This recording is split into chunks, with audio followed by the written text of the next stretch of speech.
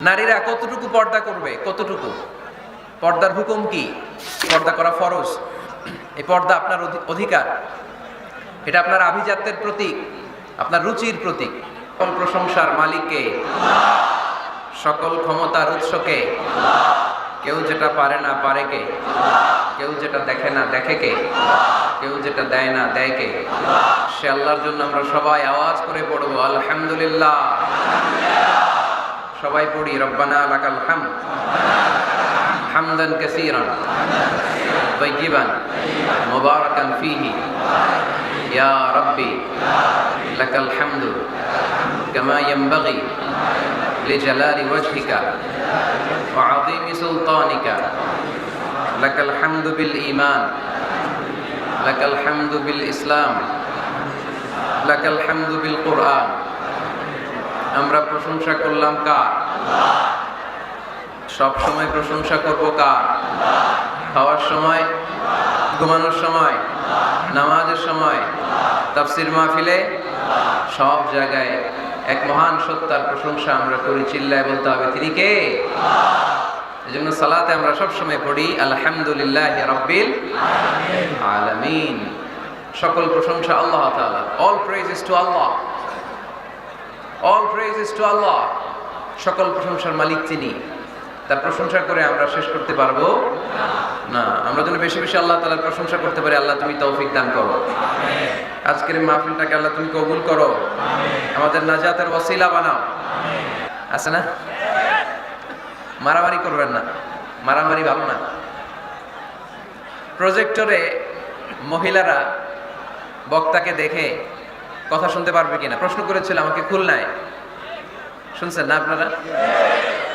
এটা নিয়ে প্রাচ্য পাশ্চাত্য মিন মাশারিকিল আরদি ইলা মাগারিবিহা, ইস্ট ওয়েস্ট কোনো ইখতিলাফ নাই যে দেখা যাবে। যাবে আপনার স্ত্রীকে নিয়ে যখন ডাক্তারের কাছে যান, গাড়িতে যখন বসে থাকেন, উনি ড্রাইভারে দেখে না? আকল খাটান, আকল। দলিল পরে, দলিল পরে, আগে একটু আকল খাটাই। রাস্তা দিয়ে যে আমি যাচ্ছি, আমি বোরকা পরা ঠিকই, কিন্তু এই যে ড্রাইভার, তার দেখা লাগতেছে না? ডাক্তারের কাছে গেছি, ডাক্তারের দেখা লাগে না? রাস্তা দিয়ে চলতে ফিরতে যতই পর্দা করি, পুরুষদেরকে আমরা দেখি না? তো নারীদেরকেও দেখা লাগে, দেখা লাগে। এটা নাজায়েজ নয়, এটা বুঝতে হবে, জানতে হবে। জানার কোনো শেষ নাই। জান্নেওয়ালার উপরও জান্নেওয়ালা আছে। তো এটা নিয়ে আসলে ইখতিলাফের কিছু নাই। ইস্ট ওয়েস্ট, মাশারিকিল আরদি ওয়া মাগারিবিহা, গোটা বিশ্বের সব ফিকহ একাডেমি খোঁজ নিয়ে দেখেন, এটা জায়েজ। আল্লাহ রাসূল সাল্লাল্লাহু আলাইহি ওয়াসাল্লাম আম্মা জান আয়েশা রাদিয়াল্লাহু তাআলা আনহাকে ঈদের দিন হাবাশি সাহাবীদের খেলা দেখিয়েছেন। খেলা, হাবাশি সাহাবারা মসজিদে নববীর পাশে, সহিহ বুখারীর বর্ণনা, তীর ধনুক দিয়ে খেলাধুলা করত। আম্মা জান আয়েশা দেখতে চাইলেন। আল্লাহর হাবিব সাল্লাল্লাহু আলাইহি ওয়াসাল্লাম এটা বুঝতে পারলেন, জিজ্ঞেস করলেন তাশতাহিন তানজুরিন, বুখারীর বর্ণনা, তাশতাহিন তানজুরিন, আয়েশা তুমি কি দেখতে চাও? আম্মা জান বললেন হ্যাঁ আমি দেখতে চাই। আল্লাহর হাবিব সাল্লাল্লাহু আলাইহি ওয়াসাল্লাম আম্মা জান আয়েশাকে পিছনে দাঁড় করালেন। তিনি বর্ণনা করলেন আকামানি ওয়ারাআহু, আমার পিছনে পিছনে আমাকে তিনি দাঁড় করালেন। খাদ্দি মা আখাদ্দিহ, আমার গাল রাসূলের গালের সাথে লেগে গেল। আমি প্রাণ ভরে হাবাশি সাহাবাদের খেলা দেখলাম সরাসরি। তো সরাসরি যদি পুরুষকে দেখতে পারেন আম্মা জান আয়েশা রাদিয়াল্লাহু তাআলা আনহা, এটা কি টিভির পর্দায় দেখা যাবে না? দেখা যাবে না? যাবে। দীর্ঘক্ষণ দেখার পরে আম্মা জান আয়েশা বললেন হাত্তা মালিলতু, আমি ক্লান্ত হয়ে গেলাম, অনেকক্ষণ দেখলাম। আল্লাহ রাসূল সাল্লাল্লাহু আলাইহি ওয়াসাল্লাম বললেন আয়েশা পরিপূর্ণ হয়েছে, তুমি কি তৃপ্তি সহকারে খেলা উপভোগ করেছো? ইথিওপিয়ান সাহাবীদের খেলা? আম্মা জান বললেন হ্যাঁ, আমি প্রাণ ভরে দেখেছি। আল্লাহর হাবিব সাল্লাল্লাহু আলাইহি ওয়াসাল্লাম বললেন ঠিক আছে আয়েশা, এখন তুমি চলে যাও। সুবহানাল্লাহ বলেন। সহিহ বুখারীতে আছে, যুদ্ধে যুদ্ধে নারীরা অংশগ্রহণ করতেন। স্ট্রেচারে করে অসুস্থ সাহাবাদেরকে টেনে এনে ওনারা সেবা করতেন। সেবা করার সময় চোখে গামছা বেঁধে রাখতেন, তাই না? ওনারা যখন অসুস্থ আহত সাহাবাদের চিকিৎসা করতেন, চোখে গামছা বেঁধে রাখতেন না? দেখতেন, দেখা যায়, প্রয়োজনে দেখা যায়। এই মাসালা ক্লিয়ার, গোটা বিশ্বের সব ওলামারা এখন। এরপর খুলনায় আরেকটা প্রশ্ন করেছিল নারীদের পর্দা নিয়ে, আপনারা ইতিমধ্যে দেখেছেন বোধহয় না? তো এটা নিয়েও দেখলাম অনেক বাড়াবাড়ি। বাড়াবাড়ি কখনো কল্যাণ বয়ে নিয়ে আসে না। নারীরা কতটুকু পর্দা করবে, কতটুকু পর্দার হুকুম কি?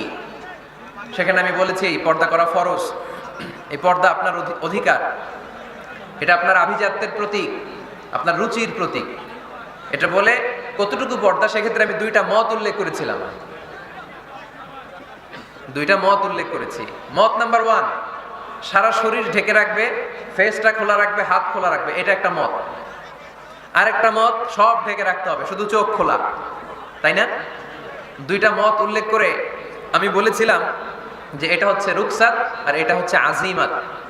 আমি এও বলেছি যে এর চেয়ে শ্রেষ্ঠ পর্দার হতে পারে না, শুধু চোখ খোলা, সব ঢেকে রাখতে হবে, এটা শ্রেষ্ঠ পর্দা, এর চেয়ে ভালো পর্দার হতে পারে না। আমি নিজেও সাজেস্ট করি এটা, যে শুধু চোখ খোলা থাকবে। আবার ওই প্রশ্নের উত্তরে এও বলেছি চেহারা হচ্ছে সৌন্দর্যের রাজধানী, চেহারাই যদি দেখা হয়ে যায় তো সব দেখা হয়ে যায়, এজন্য এটা আমি সাজেস্ট করেছি। তারপরে এরা আমার ধাক্কাইতে ধাক্কাইতে ওই মতের দিকে নিতে চায়, আসলে নাই? তো এই যে 3 বার যে আমি এই কথা বললাম, এগুলো শুনবার সময় কি কানে তুলা দিয়ে রাখছিলেন? হ্যাঁ, তখন কি শুনেন নাই? এগুলো মত দুইটা বললাম কেন আমি? হুজুর দুইটা কেন বলবেন? অন্য মতের প্রতি আপনার এত শ্রদ্ধা কেন? আমগত নাই, এই হয়েছে সমস্যা। ক্লিয়ার কাট কথা। পর্দার ক্ষেত্রে দুইটা মতের উল্লেখ করেছি প্রিয় ভাইরা। বলেছি এক মত বলেছে ফেস খোলা, হাত খোলা, আরেক মত বলেছে শুধু চোখ খোলা। এবং আমি বলেছি এইটা শ্রেষ্ঠ পর্দা, এর চেয়ে ভালো পর্দা হয় না, বলছি না আমি? আবার বলছি যে আমি সাজেস্ট করি এটাই সবচেয়ে ভালো, এটা করবেন। এবং শেষে বলেছি চেহারা হচ্ছে সৌন্দর্যের রাজধানী, চেহারাই যদি দেখা হয়ে যায় তো সব দেখা হয়ে যায়। এগুলো কি প্রমাণ করে? আমি এই মতের পক্ষে না এই মতের পক্ষে? বায়ে না ডানে? ডানে। তো আমি এই মত অবলম্বন করি, মানে আপনাদের যেই মত আমারও এই মত। আমার ধাক্কা মারতেছেন কেন? ধাক্কাইতেছেন কেন আমাকে? ধাক্কাই আমার ওই মতে নিতে চায়, ঠিক না। বাড়াবাড়ি কখনো কল্যাণ বয়ে নিয়ে আসে না। আওয়াজ করবেন না, মনোযোগ দিয়ে শুনেন। এই যে মত, এটা আমার মত না, এটা অনেক স্কলারদের মত। নারীরা শুধু ফেস খোলা রাখবে আর হাতের কবজি পর্যন্ত খোলা রাখবে, এটা আমার মত না। আমি অন্যদের মতকে শুধু ন্যারেট করেছি, বর্ণনা করেছি মাত্র। মেজরিটি স্কলাররা, জুমহুরুল ফুকাহা, আই রিপিট, আমি আবার বলছি, মেজরিটি স্কলাররা বলেছেন ফেস এবং হাত খোলা রাখা যাবে। যদিও আমার মত এটা না, আমার মত হচ্ছে যে শুধু চোখ খোলা রাখবেন। মেজরিটি স্কলাররা, রাইসুল মুফাসসিরিন আব্দুল্লাহ ইবনে আব্বাস রাদিয়াল্লাহু তাআলা আনহুমা, যার ব্যাপারে আল্লাহ হাবিব সাল্লাল্লাহু আলাইহি ওয়াসাল্লাম দোয়া করেছেন, আল্লাহুম্মা ফাক্কিহহু ফিদ-দীন ওয়া আল্লিমহু তা'বীল, আল্লাহ তাকে আপনি দ্বীনের জ্ঞান শিক্ষা দেন, কোরআনের তাফসীর শিক্ষা দেন। ওনার মতও ছিল কোরআনের এই তাফসীরে, আয়াতের তাফসীর, যে ইল্লা মা যাহারা মিনহা, নারীদের যতটুকু প্রকাশ হয়ে যায় সেক্ষেত্রে আল্লাহ ক্ষমা করবেন। এই যাহারা মিনহার তাফসীর উনি করেছেন আব্দুল্লাহ ইবনে আব্বাস, যে ফেস আল ওয়াজহু ওয়াল কাফফান, চেহারা এবং হাত খোলা রাখা যাবে। আমার তাফসীর না, আব্দুল্লাহ ইবনে আব্বাসের তাফসীর, আনাস রাদিয়াল্লাহু তাআলা আনহুর তাফসীর। ইমাম আল কুরতুবীর তাফসীরে উনি এই মত এনেছেন, ইমাম ইবনে কাসীর এই মত এনেছেন। সবচেয়ে মজার ব্যাপার হচ্ছে ইমাম আবু হানিফারও এই মত। সুবহানাল্লাহ পড়বেন না? ইমাম আবু হানিফা আলাইহি রাহমা, ওনারও এই মত যে নারীদের চেহারা এবং হাত এটা আওরাত নয়, এটা আওরাত নয়। আপনি আল আজহার ইউনিভার্সিটির ফিক একাডেমির খোঁজ খবর নেন, কিবারু লাজনাতু কিবারিল উলামা, ওনাদের ফতোয়া বোর্ডের রায় হচ্ছে নারীদের এই ফেস আর হাত নারীরা খোলা রাখতে পারবে। মিশরের যে ন্যাশনাল ফতোয়া বোর্ড, তাদেরও একই ফতোয়া। তো ওনাদেরকে গোমরা বলেন না কেন? গোমরার ফতোয়া শুধু মিজানুর রহমান আজহারির জন্য? ওনাদেরকে গোমরা বলেন না কেন? ইমাম আল আযম, আমাদের মাযহাবের ইমাম, ইমাম আবু হানিফাকে গোমরা বলেন না কেন? ফতোয়া কি শুধু আমার জন্য? ইমাম আবু হানিফা কেন এই মত নিয়েছেন? ওনারও দলিল আছে, আমি জাস্ট মতের উল্লেখ করেছি। এটা জায়েজ কেন? কারণ একদল স্কলার এটাকে জায়েজ বলেছেন, তাদেরও দলিল আছে, এই জন্য জায়েজ। বাট আমার মত তো এটা, আমার মত তো এটা। ভিন্ন মতকে শ্রদ্ধা করতে শিখুন। ইমাম আল আযম কিসের ভিত্তিতে বলেছেন যে ফেস খোলা রাখা যাবে? আমি সতরের ওয়াজ করতেছি না, সতর না, আওরাত নিয়ে কথা বলতেছি। ইমাম আল আযম বলেছেন নারীদের চেহারা আর হাতের কবজি পর্যন্ত এটা আওরাত নয়। উনি দলিল নিয়েছেন সুনানে আবু দাউদের হাদিস। হঠাৎ একবার আল্লাহ রাসূল সাল্লাল্লাহু আলাইহি ওয়াসাল্লামের ঘরে, আম্মা জান আয়েশার ঘরে আসমা বিনতে আবি বকর রাদিয়াল্লাহু তাআলা আনহা চলে আসেন। আল্লাহ রাসূল সাল্লাল্লাহু আলাইহি ওয়াসাল্লামের শালিকা, পাতলা কাপড় পরে, যে কাপড়ে হাত দেখা যায়, শরীর দেখা যায়। আল্লাহ রাসূল সাল্লাল্লাহু আলাইহি ওয়াসাল্লাম চেহারাটা ঘুরিয়ে নিলেন, রেগে গেলেন এবং বললেন, আসমা তুমি এখন বড় হয়েছো, তুমি এখন বড় হয়েছো, ছোট্টটি নেই। নারীরা যখন সাবালিকা হয় তখন এতটুকু আর এতটুকু ছাড়া পুরো দেহকে ঢেকে রাখতে হয়। সুবহানাল্লাহ পড়বেন না? ইমাম আল আযম আবু হানিফা এই হাদিস থেকে দলিল নিয়েছেন। আরো দলিল আছে, সহিহ মুসলিম হাদিসের বর্ণনাকারী জাবির ইবনে আব্দুল্লাহ রাদিয়াল্লাহু তাআলা আনহু ঈদের দিনে আল্লাহ রাসূল সাল্লাল্লাহু আলাইহি ওয়াসাল্লাম ঈদের সালাত পড়লেন আযান একামত ছাড়া। সালাত পড়ানোর পরে তিনি তাকওয়ার ওয়াজ করলেন, সাহাবীদেরকে নিয়ে তিনি চলে যাচ্ছেন। হঠাৎ নারীদেরকে দেখে নারীরা বললেন, আমাদেরকে ওয়াজ করেন। আল্লাহর হাবিব সাল্লাল্লাহু আলাইহি ওয়াসাল্লাম নারীদের সামনে ওয়াজ শুরু করে দিলেন। হাদিসের বর্ণনাকারী জাবির ইবনে আব্দুল্লাহ উনি বললেন, নারীদেরকে নিয়ে যখন আল্লাহ রাসূল সাল্লাল্লাহু আলাইহি ওয়াসাল্লাম ওয়াজ করতেছিলেন, আল্লাহ রাসূল যে ওয়াজটা সবচেয়ে গুরুত্ব দিলেন, আল্লাহর হাবিব সাল্লাল্লাহু আলাইহি ওয়াসাল্লাম বললেন, তাসাদ্দাকনা, নারীরা তোমরা সদকা করো, দান খয়রাত করো, কারণ আমি দেখেছি তোমরাই বেশিরভাগ হবে জাহান্নামের লাকড়ি, তোমরাই বেশিরভাগ জাহান্নামের লাকড়ি হবে। এই কথা শুনে ফাকামাত ইমরাআতুন মিন ওয়াসাতিহিন, এক নারী দাঁড়ালো, নারীদের মাঝখান থেকে এক নারী দাঁড়িয়ে হাত তুললো। জাবির ইবনে আব্দুল্লাহ বলেন, নারীটি যখন দাঁড়ালো আমি দেখলাম সুফাআউল খাদ্দাইন, এই নারীর গালের মধ্যে ফুটফুট কালো দাগ, গালের মধ্যে কি কালো দাগ। তো ওনার চেহারা যদি খোলা না থাকতো গালের কালো দাগ দেখা যেত? কথা বলেন না কেন? এই দলিলগুলোর আলোকে ইমাম আল আযম আবু হানিফা রাহিমাহুল্লাহ উনি মত প্রকাশ করেছেন জরুরি প্রয়োজনে এই ফেস খোলা রাখা যাবে। সহিহ বুখারীর আরেকটা হাদিস শুনেন, বর্ণনাকারী আব্দুল্লাহ ইবনে আব্বাস রাদিয়াল্লাহু তাআলা আনহু, হজের দিন আল্লাহ রাসূল সাল্লাল্লাহু আলাইহি সাল্লাম উটের উপরে বসা, পেছনে চাচাতো ভাই ফদল ইবনে আব্বাস। ইয়ামুন নাহারে এক নারী আসলেন, সুন্দরী নারী, রূপবতী, অসাধারণ সুন্দরী নারী। এসে বললেন, ইয়া রাসূলুল্লাহ, আমার একটা প্রশ্ন আছে। এই নারী এতই সুন্দরী ছিল, বারবার নারীর দিকে তাকাতে লাগলেন। আল্লাহর হাবিব সাল্লাল্লাহু আলাইহি ওয়াসাল্লাম, ফদল চেহারাটা ঘুরাও, এরকম বলে ফদলের চেহারা ঘুরাই দিলেন।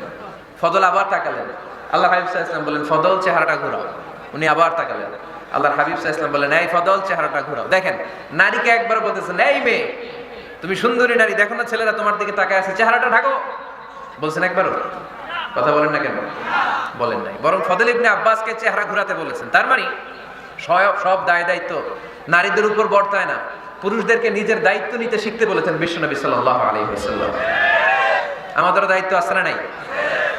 তো এই হাদিসগুলোর আলোকে ইমাম আল আযম উনি মত পোষণ করেছেন যে ফেস খোলা রাখা যাবে। আমার মত না, তার মানে এটাও একটা মত আছে, ওনাদেরও দলিল আছে। আমার মত হচ্ছে যে শুধু চোখ খোলা রাখতে হবে, বাকি সব ঢেকে রাখতে হবে। তারপরেও ওনারা আমাকে এই মতের দিকে নিতে চাচ্ছে।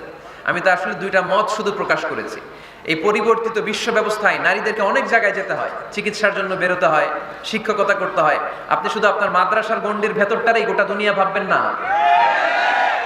পেন্টাগনে আমাদের মুসলিম নারীরা চাকরি করে, আমেরিকার মিলিটারি ফোর্সে আমার মুসলিম বোনেরা চাকরি করে, ইংল্যান্ডে, এখানে তো অনেক ইংল্যান্ডের ভাইয়েরা আছে, ওনারা জানবেন, ইংল্যান্ডের পুলিশ সেকশনে আমার মুসলিম বোনেরা চাকরি করে। নানা কারণে ওনাদের পক্ষে ফেস ঢেকে রাখা সম্ভব হয় না, ফলে ওনারা এই মতের আলোকে রুখসাতের উপর আমল করার সুযোগ পায়, ঠিক কিনা?